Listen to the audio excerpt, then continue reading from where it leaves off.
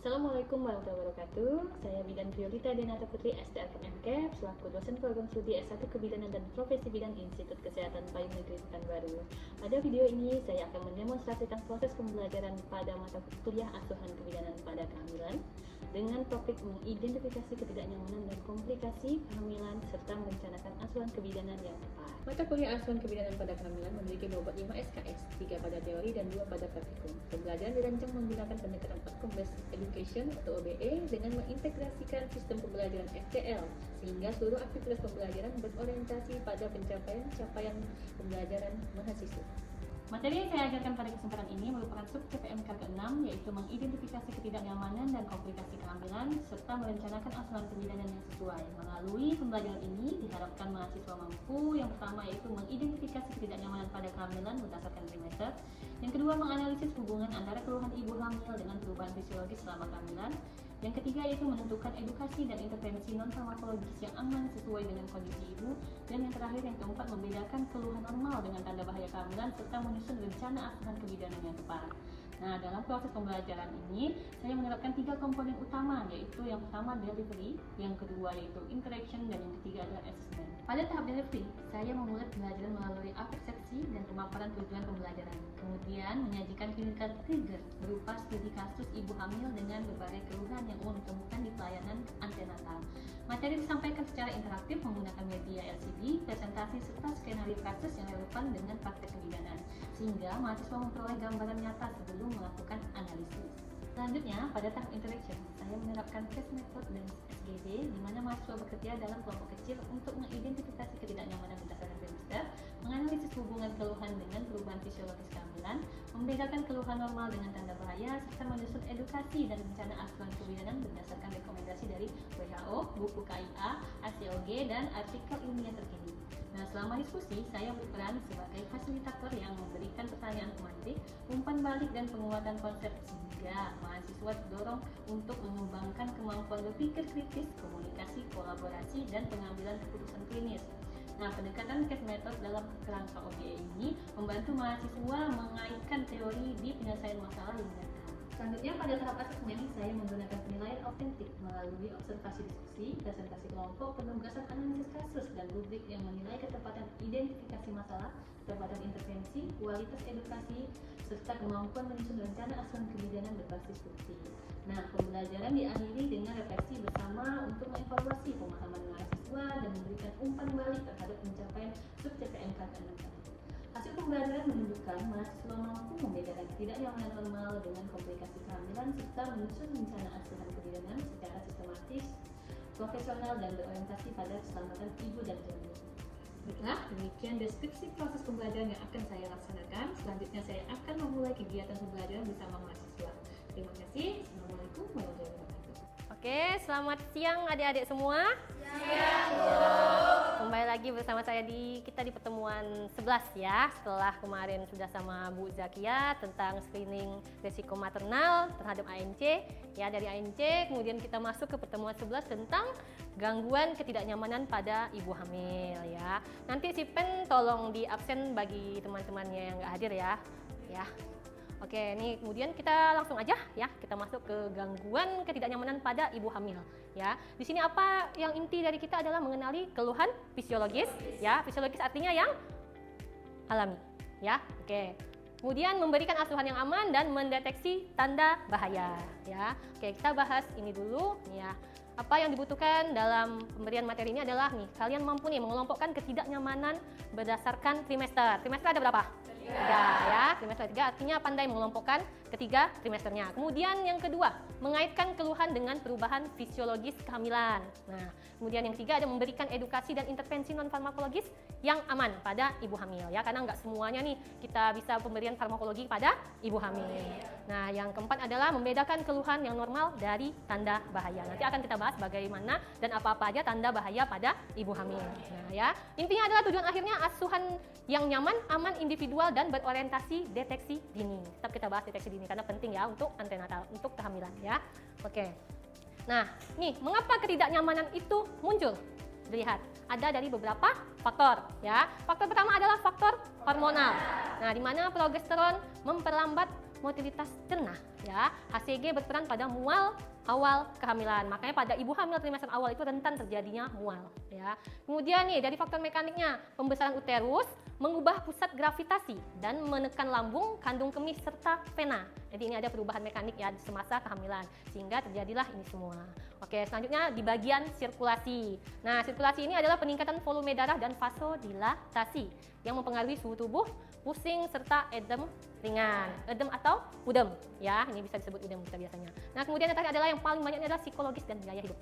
Ya, di mana adanya kecemasan, pola tidur yang tidak teratur, aktivitas ya, karena banyak ibu hamil yang menganggap kehamilannya mengganggu aktivitas ya. Kemudian nutrisi yang seperti apa yang tidak terpenuhi selama kehamilan, ibunya susah makan atau pilih-pilih makan, itu juga menjadi sesuatu yang patut menjadi faktor dari ketidaknyamanan yang muncul pada ibu hamil ya. Nah, kemudian beban kerja dapat memperberat keluhan ya, ini bagi ibu-ibu yang bekerja ya. Oke. Nah, keluhan semasa kehamilan ini dia tadi terbagi menjadi 3 ya. Untuk yang trimester awal, adaptasi hormonal ya, dimana apa yang terjadi adalah mual muntah, mudah lelah, sering berkemih, nyeri pada payudara. Oke. Ada yang tahu salah satunya apa faktor penyebabnya? Kalau yang dari segi hormonal, udah pasti hormonal, tapi biasanya mual muntahnya disebabkan apa? Bau yang menyengat ya. Jadi ibu hamil itu sensitif terhadap bau, itu banyak ya, nggak 1-2 aja. Dan kemudian apa lagi? Mudah lelah ya, karena dia perubahan ya, perubahan psikologi. Nah, kemudian ini ada lagi yang pada trimester kedua, pertumbuhan uterus.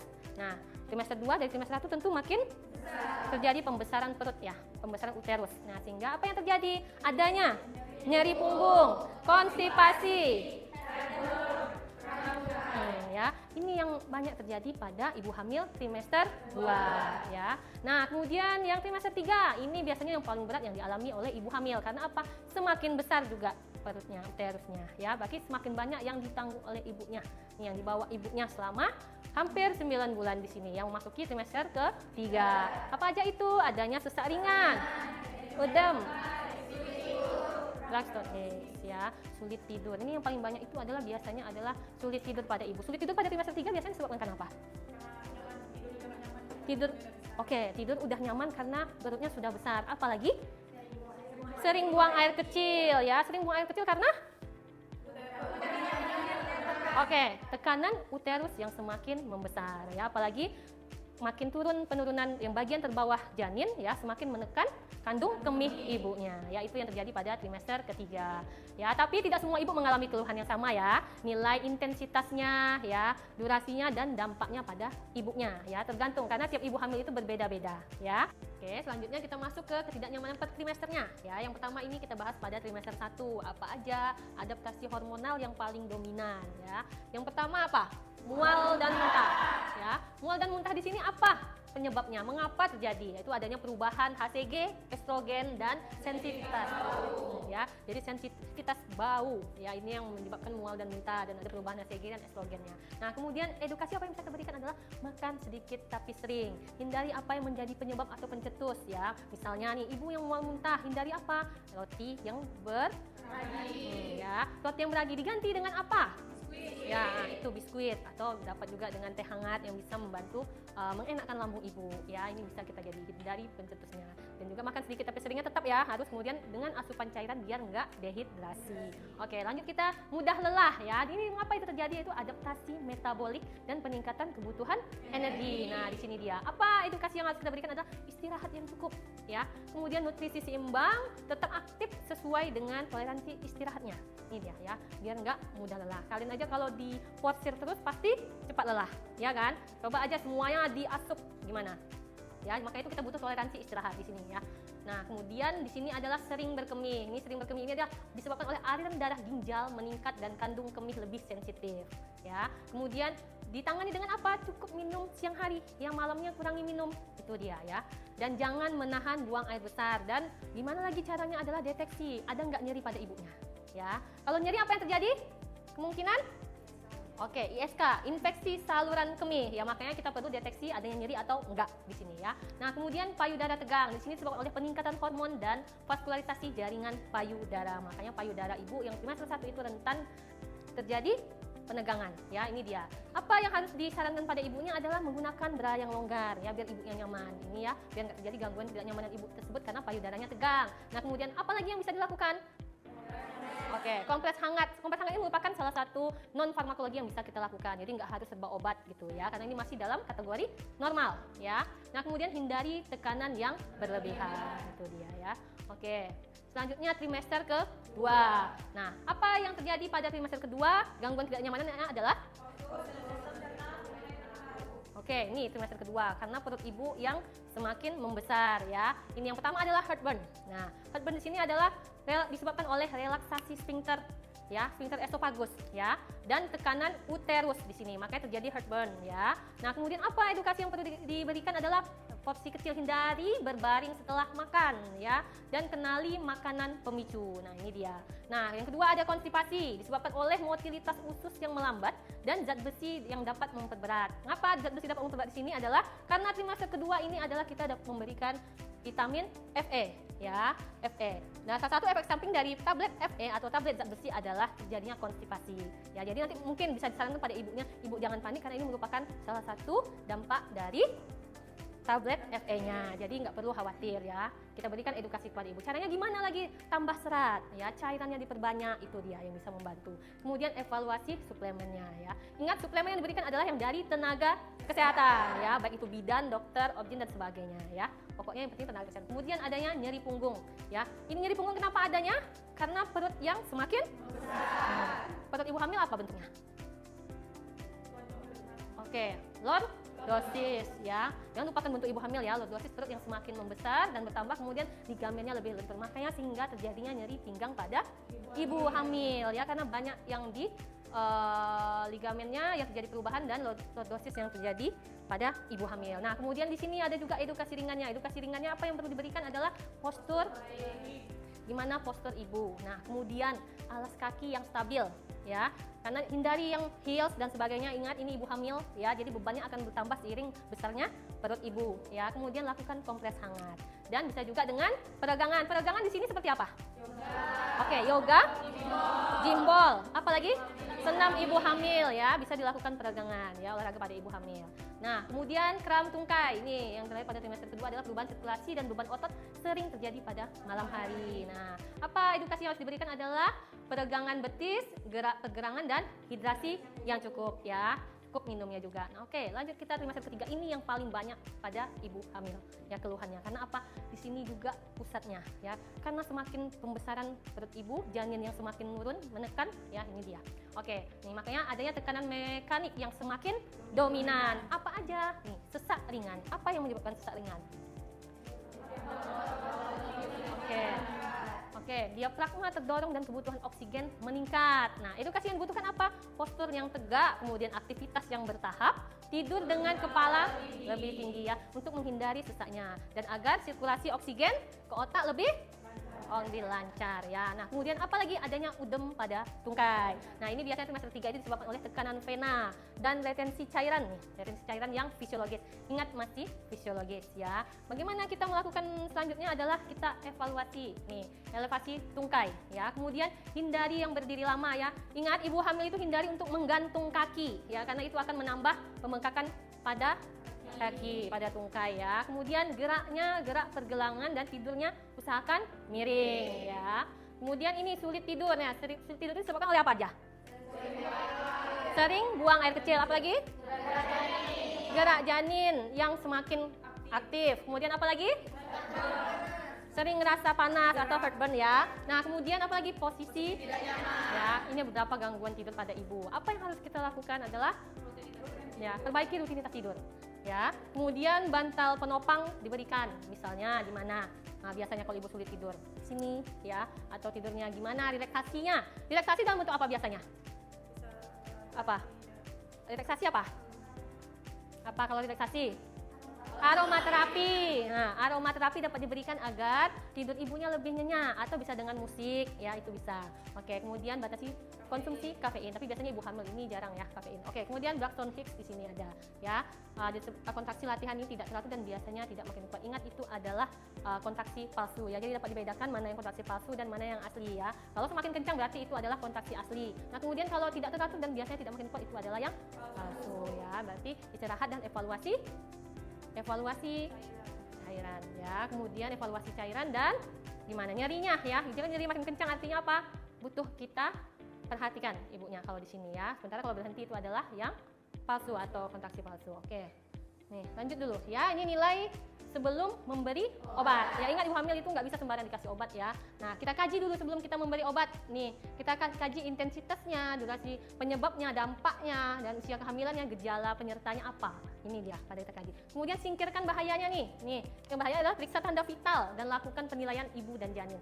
Ibu dari pemeriksaan antenatalnya, kemudian janin dari DJJ ya, ini kita harus pantau. Kemudian intervensi, prioritaskan edukasi ya, modifikasi gaya hidup dan cara non farmakologi ya. Ingat nggak segalanya harus diberikan obat. Ini ibu hamil ada 2 nyawa, ada ibu, ada bayi, ada janin, ya. Jadi harus kita perhatikan intervensi yang harus kita berikan pada ibu ya. Kalau bisa non farmakologi kita lakukan ya. Kalau nggak bisa kita tangani lagi baru disertai obat tapi dengan resep ya. Kemudian evaluasi nilai responnya. Nah, dokumentasikan dan beri safety netting dan jadwalkan tindak lanjut. Ini dia ya. Nih, obat suplemen atau herbal hanya dapat diberikan setelah menilai keamanan kehamilan serta berkonsultasi dengan bidan, dokter, dan apoteker. Oke. Nah, nih tanda bahaya yang kalian perlu perhatikan nih dalam memerlukan pertolongan segera adalah 1, nih perdarahan, pervaginam atau cairan ketuban yang merembes ya. Jadi tolong diperhatikan ya ini ya. Kemudian nyeri kepala yang hebat, nih pandangan yang kabur, di sini bisa juga, dan bengkak mendadak pada wajah dan nah, selanjutnya adalah nyeri perut hebat dan nyeri ulu hati yang menetap nggak berhenti nih, ya, tandanya bahaya pada ibunya. Nah, kemudian sesak berat, nyeri dada, jantung berdebar disertai lemah atau pingsan. Lanjut lagi ada demam tinggi, kejang atau penurunan kesadaran ya. Muntah berat dengan tanda dehidrasi, gerakan janin berkurang atau berhenti dirasakan, dan terakhir adalah kontraksi teratur sebelum waktunya ya, atau keluhan yang cepat. Ya, jadi memang harus diperhatikan. Segera hubungi fasilitas, tetap infokan ke ibunya jika terjadi hal yang di atas adalah segera lakukan rujukan atau kunjungi fasilitas kesehatan ya. Nah, ini saya buat ada kasus ya, studi kasus. Ini sudah kita bagi 3 kelompok aja ya, langsung ya. Oke, ini studi kasusnya, perlu evaluasi atau gawat ya. Ini normal, perlu evaluasi atau gawat. Nah, di sini kasusnya Nyonya R, umur 29 tahun, G2P1A0, usia kehamilan 31 minggu. Coba dilihat, datang ke praktek mandiri bidan dengan keluhan sering nyeri pinggang sejak 2 minggu terakhir. Sulit tidur pada malam hari, kaki tampak bengkak, terutama pada sore hari. Kemudian sesekali mengalami sakit kepala ringan. Gerakan janin masih dirasakan aktif, riwayat INC sebanyak 5 kali. Nah, dilihat hasil pemeriksaannya. Kemudian data tambahan dari ibu, di sini saya kira kakinya bengkak, kata ibunya. Dan sakit kepala itu biasa karena sudah hamil tua. Jadi masih tetap bekerja sebagai guru. Nah, hasil pemeriksaannya adalah tekanan darah 150, kemudian nadi 90, pernapasan 20, dan suhu 36,8. Berat badan sebelum hamil 52 kilo, berat badan sekarang adalah 66 kilo. Nah, TFU sesuai usia kehamilan, DJJ-nya 144 kali. Oke, protein urinnya positif 2, refleks patella positif, kemudian udem tungkai positif 2, kemudian HB 11,4, tidak ada perubahan. Ya, kita bagi aja nih ya, menjadi 3 kelompok ya. Nih, kelompok pertama identifikasi ya. Kelompok pertama identifikasi ini fisiologis atau enggak ya, biar kita dapat membedakan mana yang fisiologis, mana yang memang butuh penanganan mengalami komplikasi kehamilan. Yang ini fisiologis, kelompok ini jadi kelompok 2 ya. Ini kelompok 1 tadi ya. Yang ini kelompok 2 yang mengalami komplikasi, dipilah nanti dari ininya. Kemudian ini yang kelompok 3 yaitu buat diagnosis kebidanannya ya. Langsung 3 kelompok aja, dan tentukan prioritas masalah yang harus ditangani. Ya, oke, kita kembali ke soal. Nih, boleh dilihat ya, boleh dilihat. Mungkin ini nanti ini bagi kelompok, kita bagi per kelompok untuk menjawab ya. Silakan kelompok 1. Sudah dapat dianalisa dari soalnya, dari kasusnya? Sudah? Oke. Silakan kelompok 1, mana yang merupakan dari gambar di atas, mana yang merupakan fisiologis? Nyeri pinggang. Oke, nih nyeri pinggang ya. Oke. Ini. Oke, nyeri pinggang sejak 2 minggu. Kemudian sulit tidur. Oke. Kaki bengkak ya. Oke, ini merupakan fisiologis dari kelompok 1. Ada lagi tambahan? Udah? Oke, sudah. Selanjutnya yang kelompok 2, mana yang merupakan komplikasi?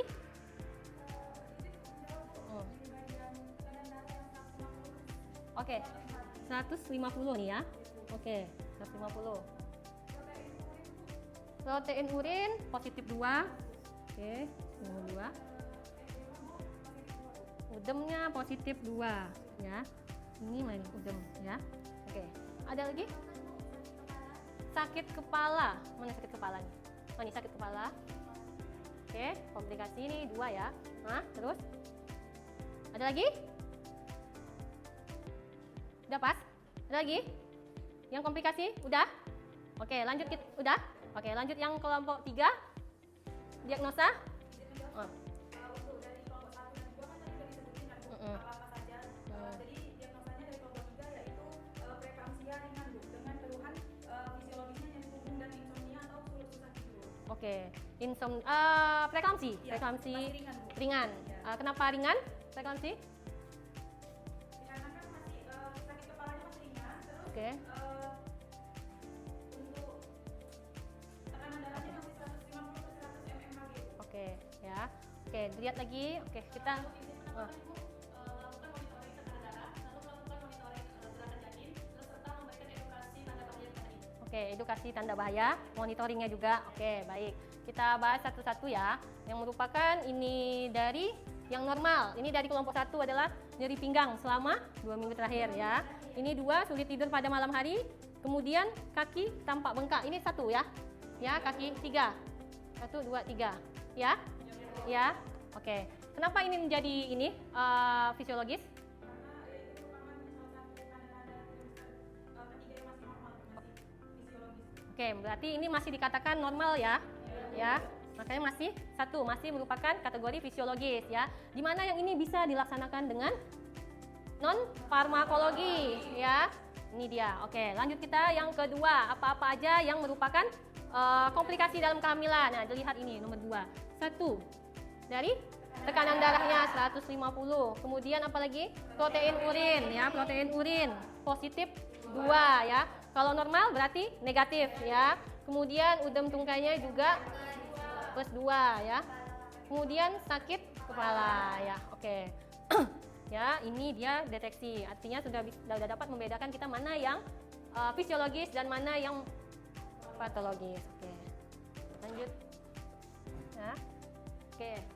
Ini tadi identifikasi kelompok. Nah, ini dia dapat kita jawab nih. Ya. Kalau untuk ketidaknyamanan normal. Nih, ketidaknyamanan normal. Ini ada tadi disebutkan nyeri pinggang, insomnia, udem ringan akibat kehamilan ya, perlu dibedakan udem yang patologis dan di sini masih ringan ya. Kemudian nih, tanda bahaya ini yang kelompok 2 ya. Nih, komplikasi kehamilan ini merupakan tanda bahaya. Dilihat dari tekanan darahnya ya. Dapat dilihat dari tekanan darahnya. Nih, tekanan darah di sini adalah 150. Oh, sorry.